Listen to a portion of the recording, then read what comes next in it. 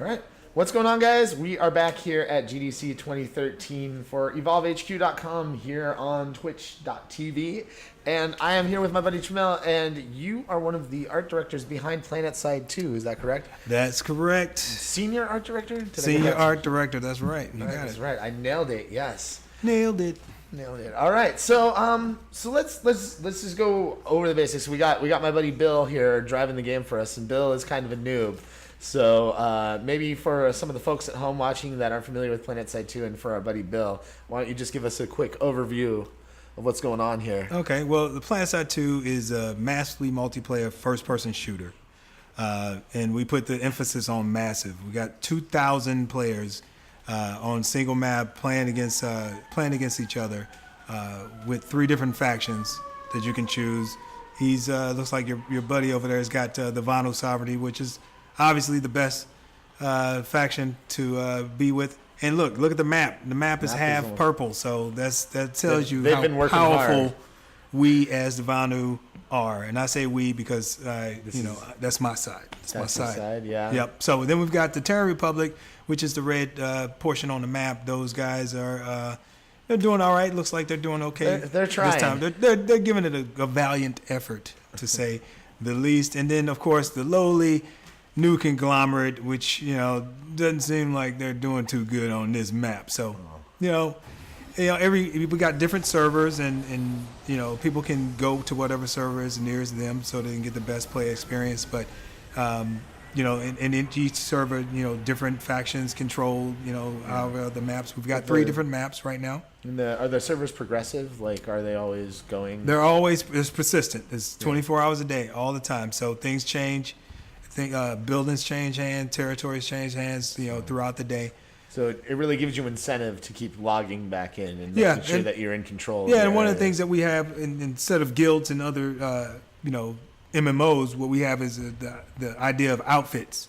And outfits are basically groups of people that you band together with to play with. So if you get into an outfit, then, you can coordinate your efforts with, hundreds of people.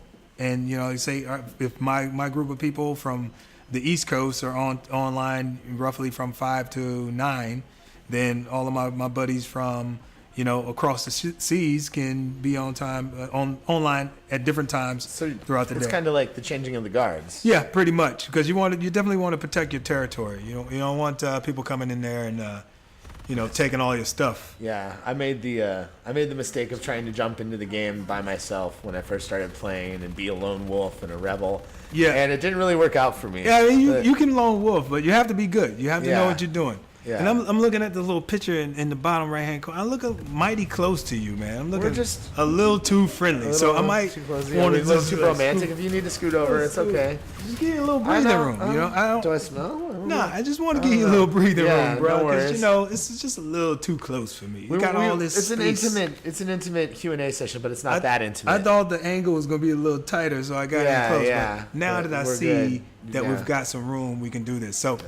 Also, we've got the 3 different factions. The game is all about territory control. We've got 3 different maps. We've got basically an ice map, temperate one, which is Amarish. The ice map is Esamir. And we've got Endar, which is like a combination of all 3 of those things, except for the ice, obviously. We got mostly a desert map, and it's got like a highlands area that's got some trees and stuff for you to hide in. But it's an 8K by 8K map. It's a huge map. If we're looking at the map, like, go ahead and press M real quick. If you're looking at the map, we're talking about each one of those like a hex portion that's being controlled, like a base. That's about the same size as an ordinary first-person shooter map. But then as you zoom out, I mean, you've got all this territory that you can control. Nice. So you can play on a map like several times before you even see like every. Yeah. I mean, it's a lot of play. You go where the battles are. So it's many times where you don't even go to certain areas through certain times of day, because that's where you want to be where the action is. And the map is huge. There's lots of things for you to do. There's 6 different classes that you can be. You can be stealth, which is what we call the infiltrator. It has a sniper rifle, can shoot long distance. It has the ability to turn invisible. You can be a light assault, which has a jetpack on his back, and he can jump over walls and get to high places and get to the higher vantage points. And then we've got heavy assault, which has rocket launchers, take out tanks, and heavy LMG weapon that can lay out a lot of bullets if you need to. And then we've got the medic, which is obviously whatever it is a medic. It picks people up off the ground. You've got the ability to throw healing grenades that'll resurrect groups of people. And you've got the engineer that can place turrets. He can toss out ammo. We've got tweak the vehicles for you. Yeah, basically repair vehicles and repair turrets. You can also create multiple turrets. So we've got different turret types, and we're always adding more.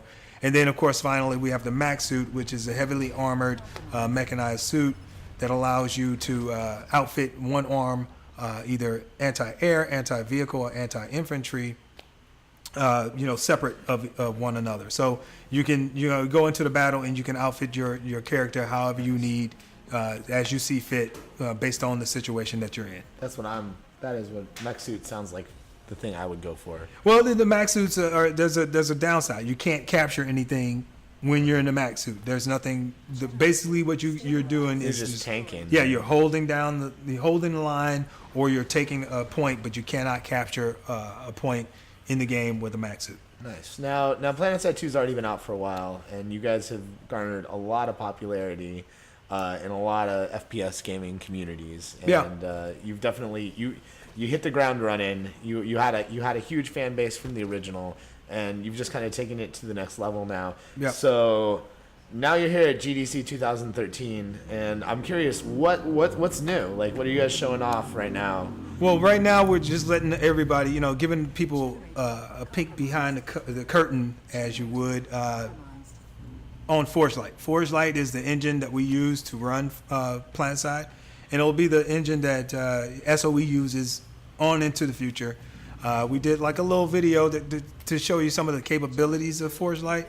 And I have to say it's quite impressive, because when we're talking about not just the visual fidelity and the capabilities visually, we're talking about a whole suite of tools that allow you to put 2,000 people on a server, and it can be at any point in time, they can all fight against each other. So nice. So you're making these tools available to No, actually, no, we're not. We're just trying to tell everybody, this is the stuff that we're working with. And, as we move forward, EverQuest, the next EverQuest will be using this technology as well.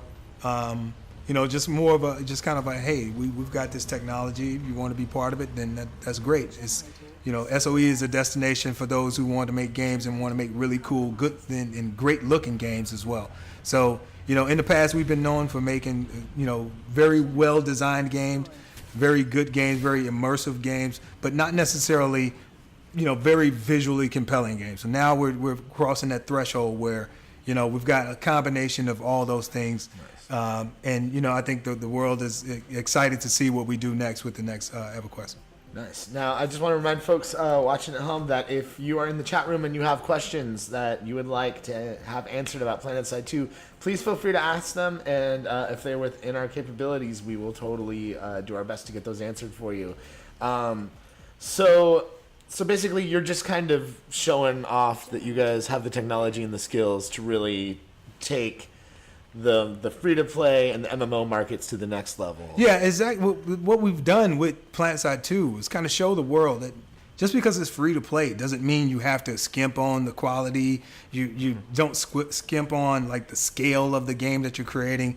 You still have to compete, So when we made PlanetSide 2, the idea was to take the game to another level and make people rethink that box product. So if we're making a game that's free to play, and then you've got another game over here that looks just the same and plays, it's not the same experience, then why am I going to pay $60 for this game?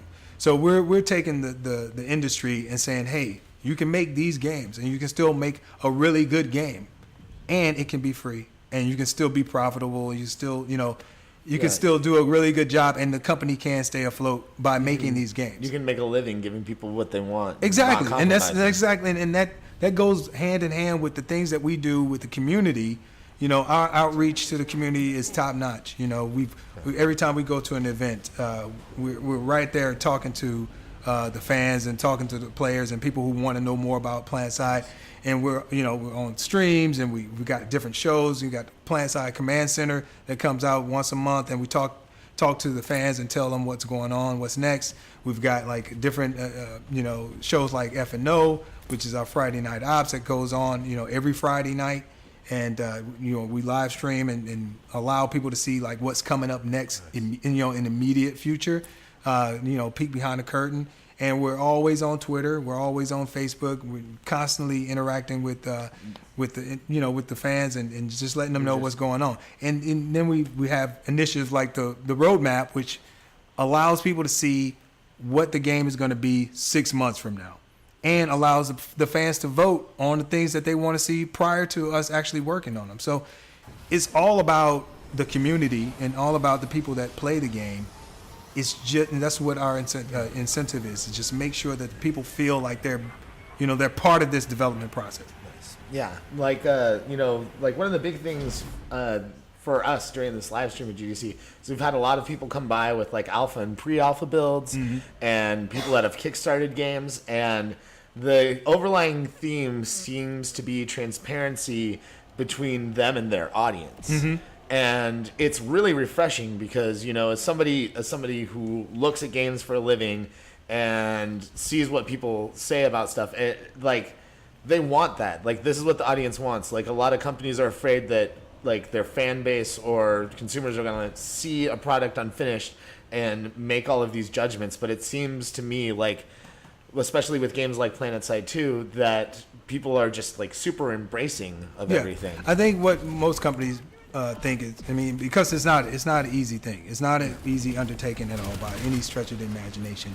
Being on top of everything that comes up, trying to answer every question that comes across Twitter, trying to be, cordial to everybody, even though they're not as cordial to you. You got to be nice to the trolls. Yeah, you got to be nice to everybody. And I get tweets and people, get a little crazy and say some crazy things, but at the end of the day, I understand that their frustration comes from love, and they wouldn't be talking to me if they didn't actually care about the product.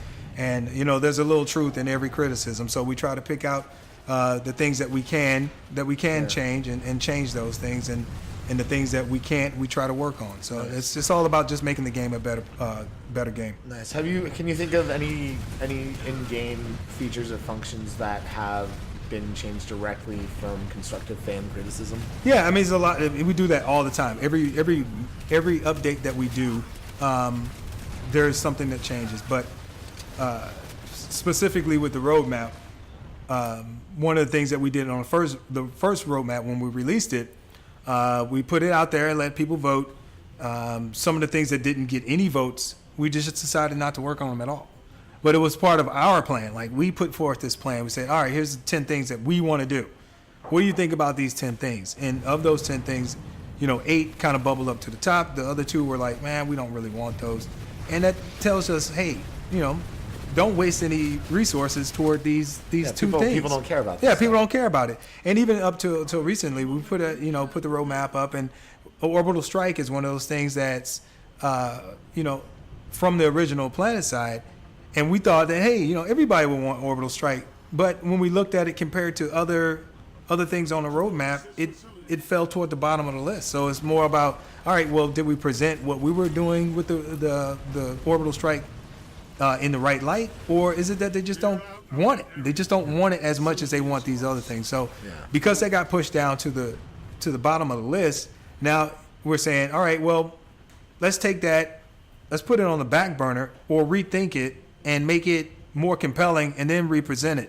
But in the meantime, these are the things that they really want, and let's focus on those things. Nice. So it's kind of pushing you guys as developers as well. Exactly. It happens all the time. So it's not just like, some companies only release a patch every 6 months or every 3 months.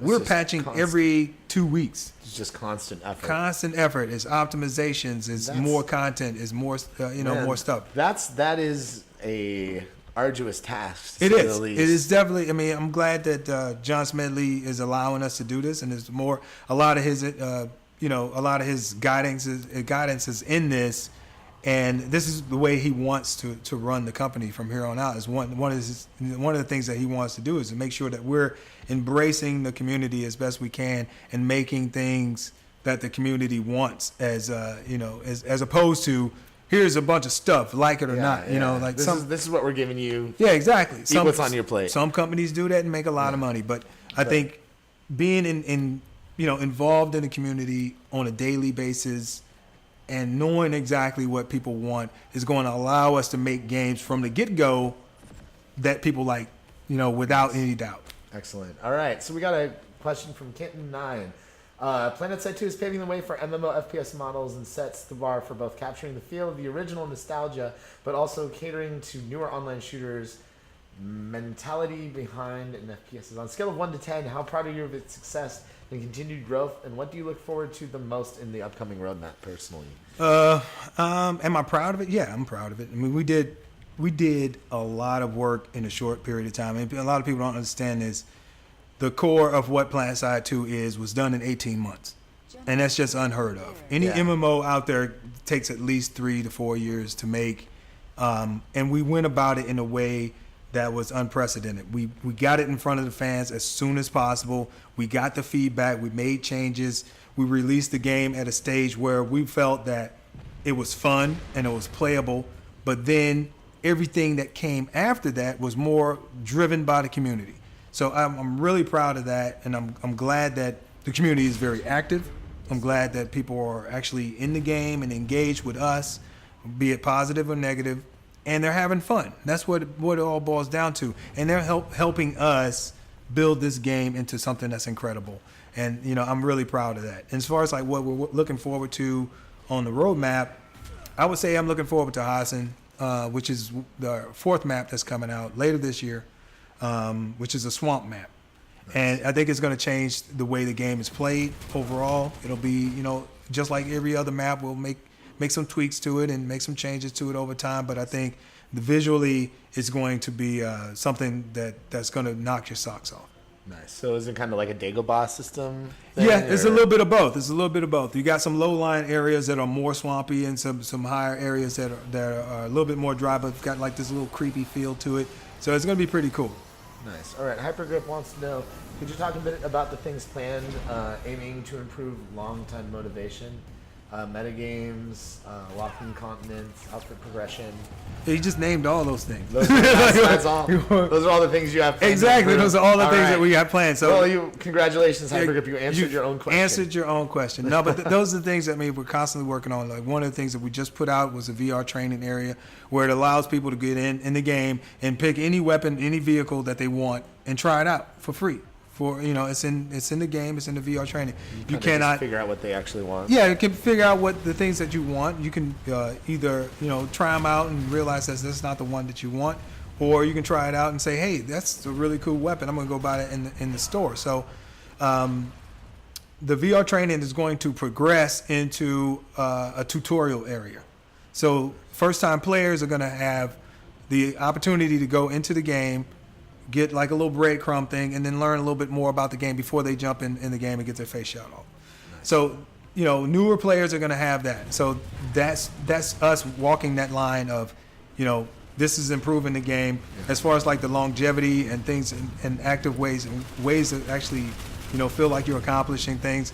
The outfit system, which is coming along with our, like all of that stuff. The outfit point system is going to work toward any competition and competitive play in MLG, and all of that stuff is going to be built upon, start at the outfit system and getting outfit points and working your way toward the possibility if you want to play in MLG matches and stuff like that. So that's going to give you, a little carrot, things that you want to achieve, and going on to the mission system, things like that. It's going to come on later this year. Is just as a breadcrumb type thing. Here's a mission. Go fly your scythe over to the biolab, and then you get some experience for that, and then it'll get even more detailed. Like take 5 guys to this base and take down a generator or something like that. So these things are coming online, but they'll be coming in stages. So it's not like we'll have it's not like it's all just going to be. Yeah, it's not going to be like this whole thing, because one of the things that we've learned is that it's a live game. So any slight tweak of it can throw the whole balance off. You got to piecemeal the content. Yeah, you want to put it in little by little to make sure that you're doing the right thing, because you put this whole system in, then you're talking about maybe it's this thing. No, maybe it's this thing that's throwing everything else. But then you got to pull things back and push and pull. But if we put one thing at a time, and then you say, all right, well, after we put that thing in, everything went this way, and we didn't want it. We wanted it to go this way. So let's pull that back out or redo exactly what we did and put it back in again, and then make sure that's solid, and then you move to the next piece. All right. Are you still considering hostile NPCs for future games? Still considering it. Not sure how far down the roadmap that is, but that's definitely something that we want to do. Maybe like PvE exclusive, survival modes, something like that. We definitely want to, give some kind of, something for people to do when it's downtime and, you're in the off-peak hours. We definitely want something for people to do during those times. Nice. Let's see. When are you guys going to either nerf the damage to infantry for the Phoenix or buff it for the other two ESRL? I don't know. You don't know? I don't know the answer to that one. I'm sorry. I wish I knew it. How much manpower is dedicated to making cosmetics, and how does the community feedback affect the cosmetics or visualization of the graphics, like the character skins? That's a good question. I think, who asked that question? I think somebody might be on the inside. Let's see. Inside. Lowly Love Fart. I don't know. Somebody. Anyway. But what? They're a power user. But anyway, what we just did, we kind of restructured the art team to focus more on marketplace items, cosmetics, things that people spend certs on, stuff like that. So we've kind of rearranged what our focus is on, and from here on out, we'll be producing more helmets, more armor attachments, more camos, more decals, more vehicles.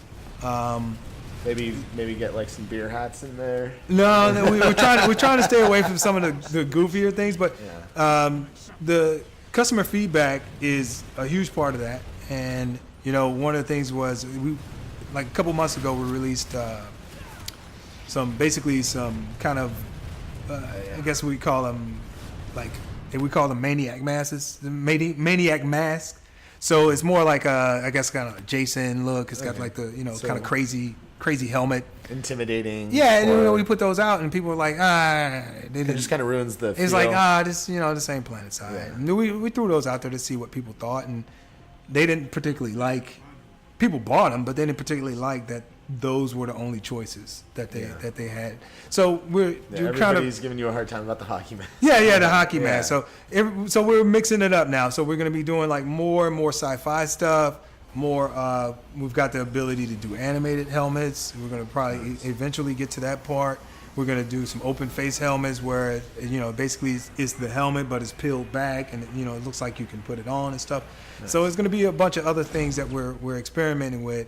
The new Max update is going to have some new weapons with it, some new cosmetics, some new helmets that go along with those things. But we've restructured our team to focus on cosmetics, cert stuff like new scopes, new iron sights, things like that. Nice. So it's all coming. You've just opened up the stream to a plethora of demands. See, this is what I'm saying.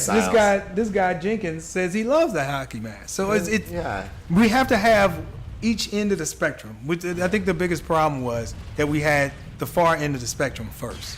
So we should have started here and then worked our way out. But at the end of the day, it takes all kinds, right? We're going to have some people that love the hockey mask. You're going to have people that hate it.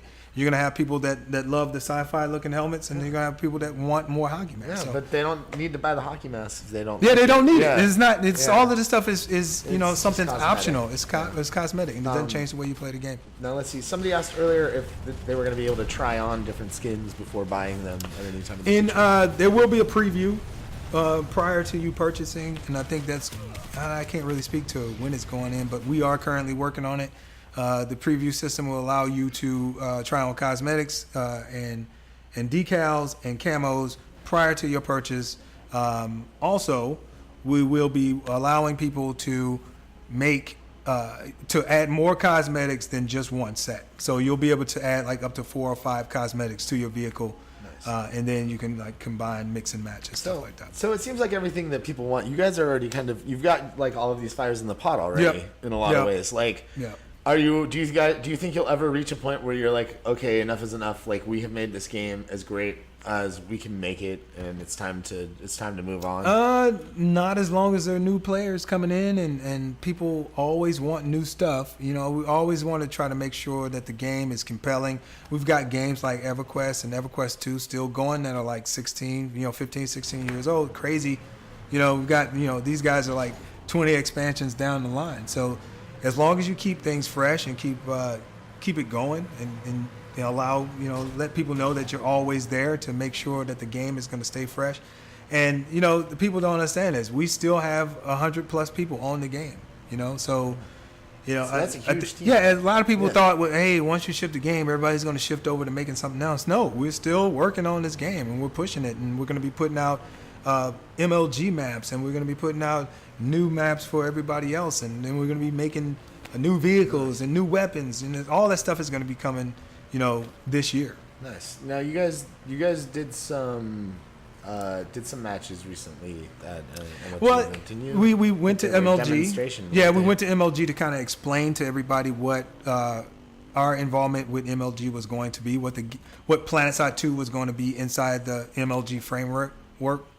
And that was about it. And then I think like 2-3 months ago we had the Ultimate Empire Showdown, which was not supposed to represent anything MLG like. It was more about just getting the fans together, having a bunch of fun, hanging out with them. So just like a fan appreciation. Yeah, it was like that. I think it was messaged kind of, the message was kind of mixed, but the guys that were there had fun.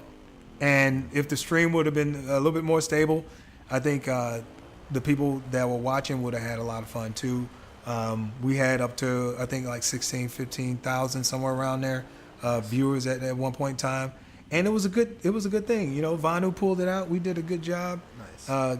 Kicked a lot of ass, and took some names, and I think it was a great time. I had a great time just playing with all the players out there, and then meeting a bunch of guys, and these guys are really, really passionate about the game, and I'm just glad to be a part of it. Nice. Excellent. Well, it's definitely a lot of fun, and it doesn't cost you a thing if you don't want it to. So. It's free, completely free. There is no gate. You don't get to like level 20 and they stop and say, hey, you got to pay for this. No. You can play the game all the way to level 100 if you want to without spending a dime. That's right. And a lot of people are doing that.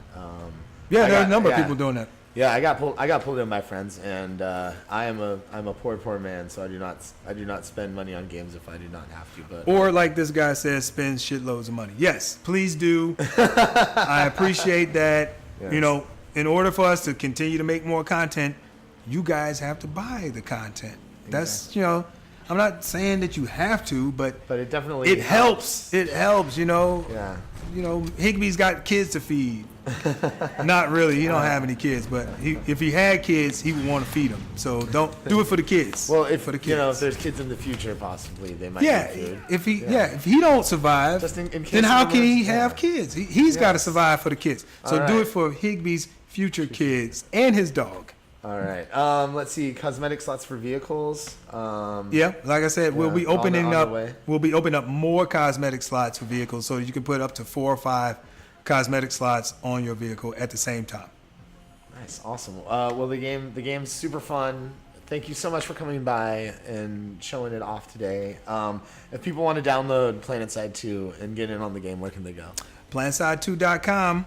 Go there, and you can follow us on YouTube at PlanetSide 2. Check that out. Subscribe to that channel. We're always putting up new stuff, new content, new behind-the-scenes stuff. Interviews with the dev teams. Maggie's doing a really good job with those. Nice. And where can folks check that stuff out? Just go to YouTube/PlanetSide2. That's it. And check us out there. Check us out every second Thursday on Twitch for the Command Center.